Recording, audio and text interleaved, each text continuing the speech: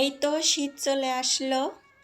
এখন তো ননদ ননাস বলো শাশুড়ি বলো কারোরই শীত কমবে না, সারাদিনেও কমবে না। আর এই যে গৃহিণী আছে তার কিন্তু কোনো শীতই করবে না। আর গরমের দিনেও গরম লাগবে না, শীতের দিনেও শীত করবে না।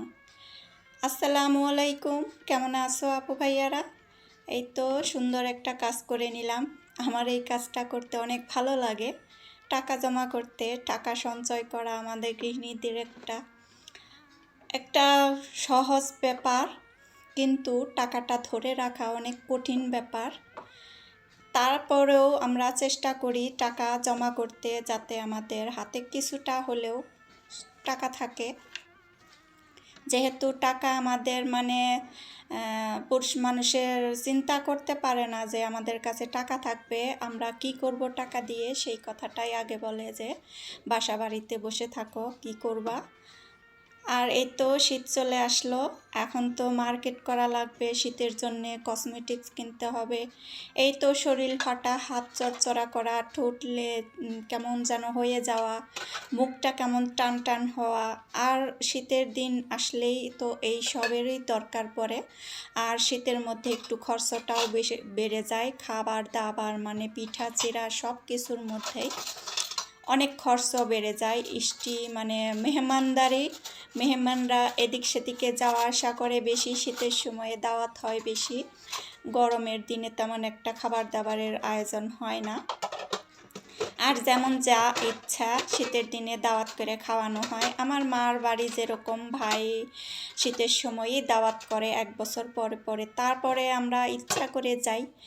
আর সেইখানে গেলেও আমার ভালো লাগে না, একদিন ছাড়া 2 দিন থাকলে আমার মনে হয় যে আমি কতদিন ধরে আমার বাড়িটা, আমার ঘর, আমার বাসা রেখে চলে গেছি, কেমন অবস্থা হইলো, কি করলো না করলো, নানান ধরনের চিন্তা মাথায় এসেই যায়।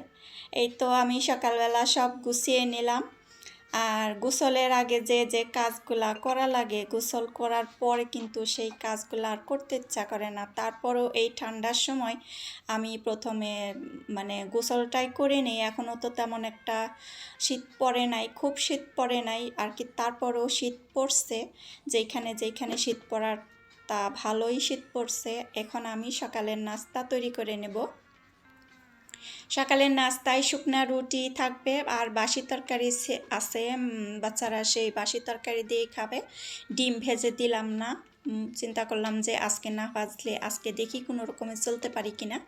তারপরে যদি ডিম 2টা ভেজে দিতাম তাহলে ওই দুইটা ডিম কিন্তু আমার অপচয় কি, বাচ্চারাই তো খাবে। তারপরও আরেকটা দিন আমি এই 2টা ডিম দিয়ে চলতে পারবো, সেই একটা চিন্তা থাকে মাথায় যে একদিন খাবো আরেকদিন কি খাবো, সেই ধরনের চিন্তা কিন্তু মাথায় রাখতে হয় না। তারপরও আমরা অনেক চিন্তা ভাবনা করে কাজ করি, যেহেতু গৃহিণীরা সব ধরনের চিন্তাই করে। এই তো আমি আর তেল দিয়ে মেয়েকে 2টা রুটি ভেজে দিছি, আর আমি আমার ছেলে এই তো এইভাবে শুকনা রুটি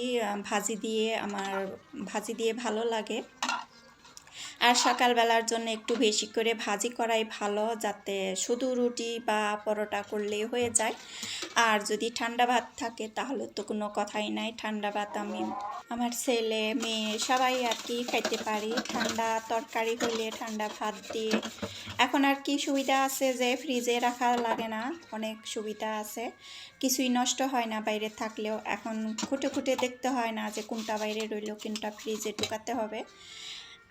আচ্ছা, এখন পর্যন্ত যে আমার ভিডিওতে আসো, কেউ লাইক দাও নাই, লাইকটা দিয়ে আমার ভিডিওটা কন্টিনিউ করো। দেখতে দেখতে হয়তো ভালো লাগতে পারে, ভালো লাগলে নতুন কোনো আপু ভাইয়ারা হয়ে থাকলে আমার পাশে থেকে যেতে পারো সাবস্ক্রাইব করে। আমিও তোমাদের ছোট্ট একটা কমেন্ট রেখে যেও, ওই কমেন্ট ধরেই চলে যাব তোমাদের পরিবারে। একটু সময় লাগতে পারে, তার জন্য একটু মন খারাপ করো না। আজকের রান্না করব আমি এই তো একটা লাউ নিয়ে আসছে, এত টেস্ট হয়েছে, খাওয়ার পরে ভয়েসটা দিতেছি, অনেক মজা হয়েছে। মাছের মাথা দিয়ে এইভাবে আমি অনেক দিন ধরেই রান্না করি না, চিংড়ি মাছ থাকলে চিংড়ি মাছ দিয়ে রান্না করা হয়। এর আগে লাউ খাইছি মুরগির মাংস দিয়ে, তারপরে মাসকলাইয়ের ডাল দিয়ে। এভাবে রান্না করলে মাসকলাইয়ের ডাল দিয়ে অনেকটা ভালো লাগে। এই লাউটা যেরকম মজা, মাসকলাইয়ের ডাল থাকলে আমি মাসকলাইয়ের ডাল দিয়ে রান্না করতাম প্রথমে, আর মাছের মাথা দিয়েও অনেক মজা হয়েছে, ভালো লাগলো। এই তরকারিটাও যদি একটু বেশি করে রান্না করা যায় সকালবেলা মুড়ি দিয়ে হয় রুটি দিয়ে এরকম করে খাওয়া যায়। এই তো কিছুটা ধনিয়া পাতা আনছে, আর খালাকে বলছিলাম যে একটু বেছে দিও, তো সেইভাবে বেছে রেখে গেছে সব একসাথ করে, মরা পাতাও ফেলে দেয় নাই, সব আমাকে আবার নতুন করে বেছে বেছে নিতে হয়েছে। এই তো আমি চোচাটাও ভেজে নেব, লাউয়ের মাথার যে অংশটা ওইটা রেখে দিছি। এখন এই তো এইভাবে আমি রান্না করলাম, দুপুরে লাউ রান্না করছি, লাউয়ের চোচা লাউয়ের মাথায় একটু অংশ দিয়ে একটা তরকারির থেকে একটা সবজি দিয়ে দুইটা তরকারি রান্না করলাম। ধনিয়া পাতা দিয়ে একটু লাউটা রান্না করলে অনেকটা ভালো লাগে। আর 3 পিস মাছ ভেজে দিলাম। আমি এই যে মাছের মাথাটা দেখাও কীরকম করে ছোট ছোট করে নিছি, এত বড় মাথা তো ভিতরে লবণ ঢুকে না, এই জন্যে আর কি ছোট ছোট করা, মাঝখান দিয়ে একটা পিস করে, অনেক বড় ছিল আর কি। আগে আমরা তো 2-3টা মাছ হইলে, অনেক বড় পরিবার ছিলাম, 2-3টা মাছ দিয়ে 2টা লাউ আনতো, 2টা লাউই এক পাতিল ভরে রান্না করতাম, অনেকটা ভালো লাগতো তখন। লাউ যদিও শক্ত থাকতো তারপরেও অনেক লাউয়ের চাপে পড়ে সিদ্ধ হয়ে যেত।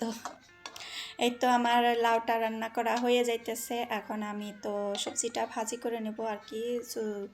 লাউয়ের চোচার সবজিটা কেটে নিছি, সুন্দর করে কেটে নিছি। এই তো আমি ধনিয়া পাতা দিয়ে ভাজিটা করে নেব, এরকম ভাজি থাকলে রুটি পরোটার সাথে অনেক ভালো লাগে খাইতে।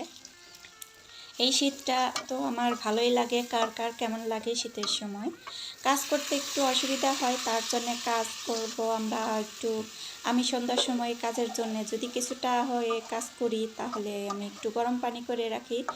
তো এই কেউ কেউ আসো যে রাত্রে প্লেট বাটি সব ধুয়ে রাখো, তারা হয়তো এইটা করতে পারো যে একটু পানি গরম করে প্লেট বাটি ধুয়ে নিলাম। আর আছে যে যে হ্যান্ড গ্লাভস আছে, এখন অনেক ধরনের হ্যান্ড গ্লাভস পাওয়া যায় প্লাস্টিকের, সেটা আর কি ব্যবহার করতে পারো, অনলাইনে পাওয়া যায়। আমি চিন্তা করতেছি যে এনে নেব, তা আমার বেশি তো ধরতে হয় না, আর খালা আছে এজন্য আর কি আমার এতটা ঝামেলা হয় না। এতটুক তো করতেই হবে, ভাত খাইলে তো হাত ভিজাতেই হবে, ভাতটাকে খাওয়িয়ে দিবে, সেই চিন্তা করে আরও কিছু কিছু কাজ আছে করে নেই। এই তো যে মাছ ভাজা করে নিলাম, আর মাছ ভাজাটা করে নিয়ে গোসল টোসল করে নিছিলাম, গোসল করে আজকে শাড়ি পরছি। অনেক দিন পরে একটু ইচ্ছা করলো শাড়ি পরতে, তা বেশ ভালোই লাগলো। আমার কেমন যেন একটু মানে আনিজি আনিজি লাগে, কেমন যেন লাগে, শাড়ি পরতে ভালো লাগে না। এক এক সময় ইচ্ছা হয় খুব, মানে খুব ভালো লাগে যে আজকে শাড়ি পরবো, হ্যাঁ। তার জন্য একটু গোসল করার পরে শাড়িটা পরে নিয়েছি। এই তো আমার রান্নাবান্না শেষ প্রায়, সব কিছু গুছগাছ করে নিয়ে আমি গুছিয়ে নিয়ে আমি গোসল করতে চলে গেছি। আর রান্নার মাঝে যা যা কাজ ছিল ধোয়ার জন্যে সব কিছু একটু একটু করে ধুয়ে নিছি। এই তো এই যে শাড়িটা পরবো আজকে, দেখতে থাকো, দেখতে দেখতে যদি ভালো লাগে লাইক দিয়ে দিও, আর এই পর্যন্ত যদি থেকে থাকো তাহলে অনেকটা ভালোবাসা দিয়েই দেখে নিও, লাইক দিও। পরবর্তীতে নতুন ভিডিওর জন্য অপেক্ষা করো, যদি ভালো লাগে দেখার জন্যে আমার পেজটা সাবস্ক্রাইব করে দিয়ে পাশে থেকে যেতে পারো। নতুন আপুদের ভাইয়াদের বলতেছি, আর পুরাতন আপু ভাইয়াদের অনেক অনেক ভালোবাসা আমাকে সাপোর্ট করার জন্য। আজকে এই পর্যন্ত।